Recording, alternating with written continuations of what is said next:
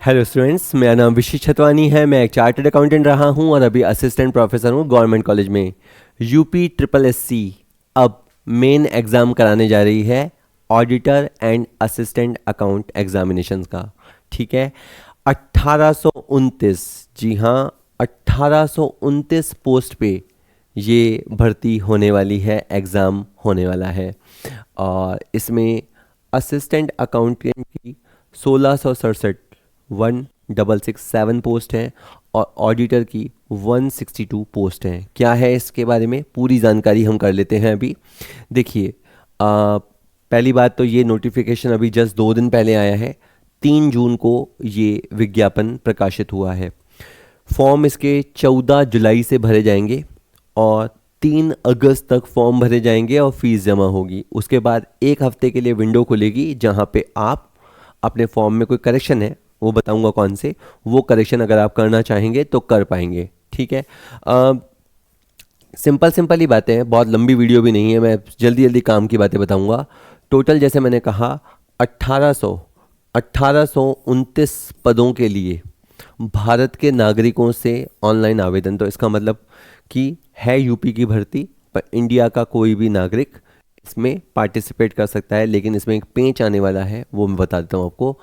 ये ही सबसे बड़ा पेंच है। देखिए, इस एग्ज़ाम में वही पार्टिसिपेट कर पाएगा, बैठ पाएगा, जिसने ये exam PET 2025 preliminary eligibility test दिया हो। ऑब्वियसली बात है, टेस्ट दिया होगा, उसका एक स्कोर आया होगा, तो वो स्कोर उसके पास अगर होगा, इसमें जिनके 0 स्कोर आया है या नेगेटिव स्कोर आया है वो नहीं भर सकते। बाकी एक बार के लिए तो सब लोग अपनी विलिंगनेस दिखा सकते हैं। विलिंगनेस मतलब अपनी इच्छा दिखा सकते हैं कि हम इस एग्ज़ाम में, मेन एग्ज़ाम में बैठना चाहते हैं। लेकिन फिर बता दूं, आप सबको नहीं बुलाया जाएगा, वो अभी आएगा कि किसको बुलाया जाएगा।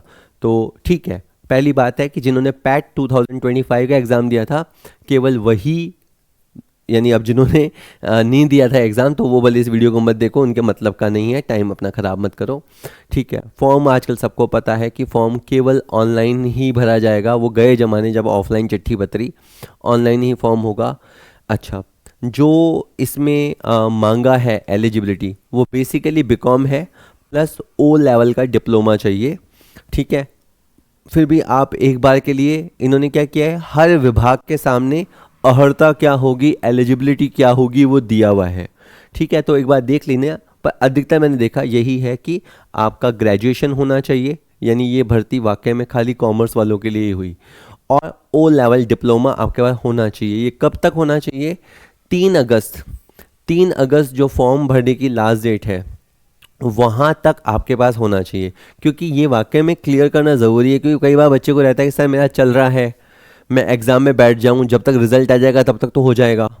वो नहीं चलेगा। इसके हिसाब से है कि 3 अगस्त तक आपका ग्रेजुएशन पूरा हो जाना चाहिए। हो सकता है कि किसी स्टेट में ग्रेजुएशन के रिजल्ट आ ही रहे हों लेकिन अभी तक नहीं आए हों, है ना। तो इसलिए कह रहा हूँ 3 अगस्त तक वो जो एलिजिबिलिटी क्राइटेरिया है वो आपका फुलफिल हो जाना चाहिए।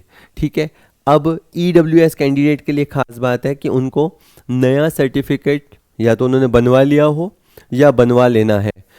उनका सर्टिफिकेट इस डेट से लेके इस डेट के बीच का होना चाहिए। अप्रैल 2026 से शुरू करते हुए 3 अगस्त जो फॉर्म भरने की लास्ट डेट है, उसके बीच में का EWS सर्टिफिकेट उनके पास नया वाला होना चाहिए। जो कि ऑब्वियस ही बात है, पिछले साल की इनकम जो 25-26 की इनकम है उसके बेस पे तैयार होगा, और आगे के लिए 26-27 इस पूरे साल के लिए मान्य होगा। तो EWS सर्टिफिकेट कुल मिला के इन शॉर्ट है, नया चाहिए। ठीक है, अप्रैल से लेके अगस्त के बीच में बना हुआ होना चाहिए। उसके बाद है प्रायोरिटी, क्या लिखा है इन्होंने कि आपको जो अलग अलग विभाग हैं, वो जब आप फॉर्म भरोगे ई मित्र पे, वो सारा हेडक वहाँ का है, ध्यान से भरना। तो आपको चॉइस लेना पड़ेगा कि आप ऑडिटर की पोस्ट के लिए जाना चाहते हो, किस डिपार्टमेंट के लिए जाना चाहते हो, या अकाउंटेंट, असिस्टेंट अकाउंटेंट के लिए जाना चाहते हो वहाँ पे। अच्छा, जो आपका पैट के अंदर रजिस्ट्रेशन नंबर था, उसी रजिस्ट्रेशन नंबर से आप लॉगिन करेंगे। उस समय जो आपने मोबाइल नंबर दिया होगा, उसी मोबाइल नंबर पे OTP वगैरह आएगा और आपका इसके एग्ज़ाम के लिए रजिस्ट्रेशन होगा। अच्छा जी, ठीक है। इसके बाद क्या है,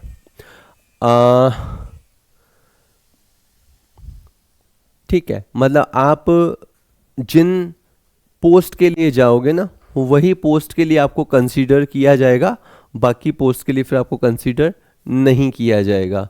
ठीक है, ये फॉर्म वगैरह इसमें कोई बड़ी बात नहीं है, ये सारा ई मित्र वाले पंगे तो आप कर लोगे। फीस वीस भरने के बाद वो जो ऑनलाइन एप्लीकेशन फॉर्म है उसकी हार्ड कॉपी निकाल लेना, वो प्रिंट निकलना इस बात का सबूत है कि आपकी फ़ीस जमा हो गई है और आपको एक बार के लिए कंसीडर किया जाएगा। जब तक प्रिंट आउट नहीं निकल जाता समझो कि आपका रजिस्ट्रेशन कंप्लीट नहीं हुआ है। रजिस्ट्रेशन बहुत आसान है, मात्र 25 रुपये दे के, बाकी जो ई मित्र वाला जो लेगा सबके लिए फ़ीस मात्र 25 रुपये है। लेकिन मैं बता दूं ये अभी मेन एग्ज़ाम फ़ीस नहीं है, मेन एग्ज़ाम फ़ीस बाद में लेंगे। ये तो केवल आपसे 25 रुपये लेके देखा जा रहा है कि आप मेन एग्ज़ाम में बैठना चाहते हो या नहीं। ठीक है, अच्छा, इसके बाद ये लिखा है ना, मुख्य परीक्षा हेतु जो परीक्षा शुल्क होगा वो केवल उन्हीं बच्चों से लिया जाएगा, इनको शॉर्टलिस्ट करेंगे। इसको बहुत सिंपल में आप समझो, 1829 पोस्ट हैं, 15 गुना लगभग आप मान लीजिए 27-28 हज़ार होता है, तो 27 से 28 हज़ार लोगों से ही ये मेन एग्जामिनेशन फ़ीस लेंगे। तो अभी हो सकता है कि अभी 1 लाख लोग अपने पैट स्कोर के बेस पे विलिंगनेस दिखाएं कि हम इस एग्ज़ाम में बैठना चाहते हैं, लेकिन वो जो पैट स्कोर की मेरिट बनेगी उस मेरिट से 27-28 हज़ार लोगों को शॉर्टलिस्ट किया जाएगा। उनके पास एक मैसेज जाएगा, उनको बताया जाएगा कि आपका एग्ज़ाम अब होना है या तब होना है, नोटिफिकेशन आ जाएगा और उन्हीं से फिर मेन एग्जामिनेशन फ़ीस भराई जाएगी। कितनी होगी वो बाद में पता लगेगा। 1 हफ्ते के लिए जो करेक्शन विंडो खुलेगी उसमें आप अपना जो कहें कॉरेस्पॉन्डेंस एड्रेस, पत्राचार का पता अगर बदलना चाहते हो तो वो बदल सकते हो। आप अपना EWS का स्टेटस उस हफ्ते में चेंज हो जाए तो वो बदल सकते हो। आपकी वैवाहिक स्थिति बदल जाए या बदल के लिखना चाहो, करेक्ट करना चाहो तो लिख सकते हो। और आपने जिसे चॉइस या प्रायोरिटी दी है उसमें आप अगर कोई रद्दो बदल करना चाहो तो कर सकते हो। तो बहुत सारी चीज़ें जैसे अपना डेट ऑफ बर्थ, माता का नाम, पिता का नाम, ये वाली चीज़ें, वो वाली चीज़ें, मार्क्स वगैरह जो भरते हो उन सब में तो कोई चेंज आप कर ही नहीं पाओगे, बेसिक चेंज कर पाओगे। ये बात पहले हो गई है। मुझे वैसे पूरे डिपार्टमेंट की लिस्ट देनी चाहिए पर वो तुम PDF में देख लेना, 40 पेज की PDF है। कुल मिला के मैंने देखा था लगभग 22 डिपार्टमेंट हैं जिनमें अपॉइंटमेंट हो रहा है। हर डिपार्टमेंट अपनी अभ्यर्थना भेजता है, रिक्वेस्ट भेजता है कि भाई हमें इतने अकाउंटेंट की ज़रूरत है। फिर ये जैसे UPSSC जो है वो रिक्रूटमेंट एजेंसी है, रिक्रूटमेंट बॉडी है, तो वो अब रिक्रूट कर रही है। 1035 सीट्स अनरिजर्व कैटेगरी के लिए मैंने जोड़ा, जैसे 175 सीट्स EWS कैटेगरी के बच्चों के लिए है, 345 सीट OBC कैटेगरी से बिलोंग करने वाले बच्चों के लिए है, 253 सीट्स SC कैटेगरी के बच्चों के लिए रिजर्व्ड है और 21 सीट्स ST कैटेगरी के लिए रिजर्व्ड है। लेकिन हमें ये भी पता है कि ये जो सारे बच्चे हैं ये इधर तो आ ही सकते हैं, यानी अगर कहें कि SC सीट्स, SC इन 1035 प्लस 253 सीटों पे फाइट करता है, यहाँ आ गया तो ठीक है, नहीं तो वो अपने इसमें तो जा ही सकता है। ऐसा है, इनके लिए हमेशा से टफ रहता है मामला। खैर टोटल 1829 पोस्ट हैं। मैंने देखा था इसमें करीबन 223 जो है वो ऑडिटर्स के लिए है और 1606 जो है वो असिस्टेंट अकाउंटेंट की पोस्ट हैं। महिलाओं के मामले में, यूपी की महिला अभ्यर्थियों के मामले में पिता पक्ष से निर्गत जाति प्रमाण पत्र ही मान्यता होगा। जो उनकी पेरेंटल साइड है, पितृपक्ष है, उधर वाला जाति उनका माना जाएगा। ठीक है, अब ये कुछ छोटी छोटी बातें हैं पर जल्दी जल्दी बोल देता हूँ स्पीड से। भारतवर्ष में विधि द्वारा स्थापित विश्वविद्यालयों से कॉमर्स में स्नातक की उपाधि, मैंने देख लिया लगभग सब में यही है, फिर भी आप देख लेना अच्छे से ना, मैंने लिख दिया है। फिर भी जिस डिपार्टमेंट के लिए आपने चॉइस दी है उसमें एलिजिबिलिटी क्राइटेरिया देख लें। तो कॉमर्स में आप ग्रेजुएट होने चाहिए या फिर किसी विश्वविद्यालय से आपने अकाउंटेंसी में PG डिप्लोमा कर रखा हो, ठीक है, और सरकार द्वारा मान्यता प्राप्त किसी संस्थान से कंप्यूटर संचालन में O लेवल डिप्लोमा। ये डिग्रियां दोनों के दोनों A और B, 1 और 2 कब तक आ जानी चाहिए?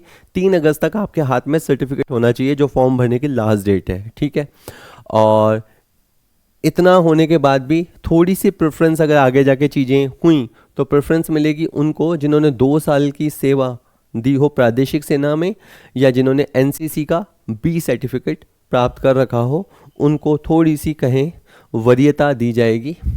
अच्छा, एज का है क्राइटेरिया, जैसे ये नोटिफिकेशन अभी आ रहा है तो लिखा है कि अभ्यर्थी ने उस कैलेंडर वर्ष के लिए 1 जुलाई को 21 साल से लेकर 40 साल तक, मतलब यानी अगर मैं बात करूं 1 जुलाई 2026, इस दिन आपकी एज के 21 साल पूरे हो जाने चाहिए, लेकिन आप 40 को क्रॉस नहीं करने चाहिए। ठीक है, तो इससे आप भले अगर एक अंदाज़ा लगाओ तो यहाँ से आप पीछे चले जाओ समथिंग 1 जुलाई 2005, आपका जो डेट ऑफ बर्थ है वो 1 जुलाई 2005 के अगर बाद का होगा तो फिर आपके 21 साल पूरे नहीं होंगे, है ना। तो वो आप समझ जाओगे, आप कुल मिलाकर अपनी एज देख लो, वैसे ग्रेजुएशन वगैरह करने में लगभग इतनी एज तो हो ही जाती है। हाँ, किसी की नई नई मूछें आई हो तो फिर उसके लिए दिक्कत है। ठीक है। अच्छा, सिलेबस में क्या है, बेसिकली इसके अंदर 100 क्वेश्चन है, 100 क्वेश्चन है, 2 घंटे का समय है, तो बहुत जल्दी चटपट एग्जाम हो जाएगा। एमसीक्यू बेस रहेगा, नेगेटिव मार्किंग रहेगी, ये खतरनाक बात है, 1/4 नेगेटिव मार्किंग है। ठीक है, नेगेटिव मार्किंग मतलब आपको पता ही है, फिर भी ऐसे ही मैं टाइम पास के लिए बताऊं, अगर आपके 100 क्वेश्चन हैं और मान लेते हैं कि आप 100 के 100 अटैम्प्ट करते हो, या चलो 80, 16 और 4 को तो आपने अटैम्प्ट नहीं किया, 80 आपके सही चले गए और 16 आपके गलत चले गए, तो होता क्या है 80 से, है ना, एक क्वेश्चन कितने नंबर का है, इसमें लिखा है प्रत्येक प्रश्न 1 अंक का होगा, तो 80 क्वेश्चन करने से आपको 80 नंबर मिलेंगे और 16 क्वेश्चन गलत करने से आपके 4 नंबर कटेंगे, तो 80 कमाए उसमें से आपके 4 कटेंगे और आपका फाइनल स्कोर 76 आएगा, और आपका स्कोर आपके पड़ोसी से ज़्यादा है तो आपका नौकरी आप करेंगे, उसके ज़्यादा होंगे तो वो नौकरी करेगा, तो ये नेगेटिव मार्किंग का असर होता है। सिलेबस आगे डिटेल से आएगा, मैं जल्दी जल्दी बता दूंगा आपको, तो वो नहीं है दिक्कत। फिर भी मोटे तौर पे एक ऑडिट वाला पार्ट है, फाइनल अकाउंट्स है, इसके अलावा आप ये समझ लो जनरल से शुरू कर रहे हैं तो फिर फाइनल अकाउंट्स तक आपको जाना ही जाना है। डेप्रिसिएशन है, रेक्टिफिकेशन आ ही जाता है, बैंक रिकन्सिलेशन स्टेटमेंट है, GF&AR के रूल्स हैं, स्टोर के रूल हैं, RTGS, internet banking, budget control, ये सब है। इसके अलावा hire purchase, instalment system, branch accounting, department accounting, insolvency accounting, royalty और इंश्योरेंस अकाउंटिंग है। थोड़ा सा टैक्सेशन और मैथमेटिक्स भी है। टैक्सेशन में इनको इनकम टैक्स, GST संबंधी और मैथ्स के बेसिक क्वेश्चन। तो ये जो है ये 65 नंबर का है, 65 नंबर का ये है।